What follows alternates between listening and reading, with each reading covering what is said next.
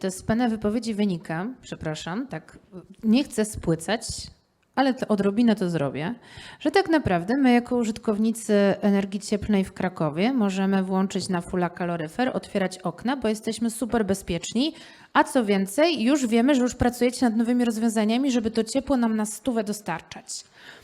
Więc, bo ja tak sobie myślę, tak z punktu widzenia konsumenta, a z drugiej strony, nie wiem, czy macie tego świadomość, wspólnoty, mieszkania, domy są zobowiązane do tego, żeby w ramach możliwości efektywności ekonomicznej, efektywności cieplnej zakładać liczniki ciepła na każdy indywidualny kaloryfer. Czyli nie tak, że cała wspólnota sobie liczy, tylko powinniśmy teoretycznie na każdym kaloryferze mieć taki licznik.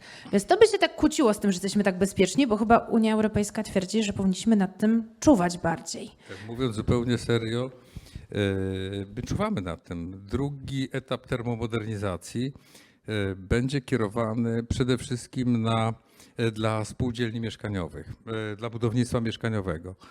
O ile w pierwszym tym efekcie spółki i firmy ciepłownicze pozyskiwały sporo środków, o tyle w tym drugim etapie te środki będą pozyskiwały spółdzielnie mieszkaniowe. Już dzisiaj na przykład spółdzielnia mieszkaniowa Czyżyny montuje we współpracy na szczęście z MPC-em, montuje te rozwiązania, o których mówiłem, czyli te węzły hybrydowe, gdzie akurat dogrzewanie wody z sieci ciepłowniczej będzie prowadzone poprzez pompy ciepła zasilane przez panele fotowoltaiczne.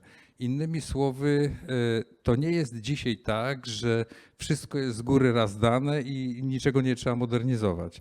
Pamiętajmy, że dzisiejsze rozwiązania są rozwiązaniami na dzisiaj, ale za chwileczkę pojawią się i nowe technologie, mówiliśmy o wodorze, i pojawią się nowe potrzeby, nowe zagrożenia, czyli trzeba dzisiaj poszukiwać tych nowych rozwiązań, ale w kierunku pewnego racjonalizowania systemu i ze świadomością jednej rzeczy, że kończą się surowce, że mamy zasoby wyczerpywalne. Nie ma zasobów niewyczerpywalnych. Niewyczerpywalne. Mówimy dzisiaj o uzyskiwaniu wodoru. Do uzyskiwania wodoru potrzebne jest co? No przede wszystkim energia. Skąd brać energię? Mówimy o wodorze, mówimy o atomie, mówimy o SMR-ach. To jest rzeczywiście bezpieczna energia. Jeśli byśmy dzisiaj wzięli pod uwagę i to, że wykorzystując energię jądrową możemy, przy czym oczywiście to są takie fantazjowania dzisiaj, takie opowiadania naprawdę bardzo, bardzo ogólne. Gdybyśmy uwzględnili dzisiaj nie mniej, nie więcej tylko to, że będziemy mieli SMR w Krakowie, to on będzie wykorzystywany nie tylko do ciepła, nie tylko do energii elektrycznej, ale do wielu innych jeszcze działań przemysłowych.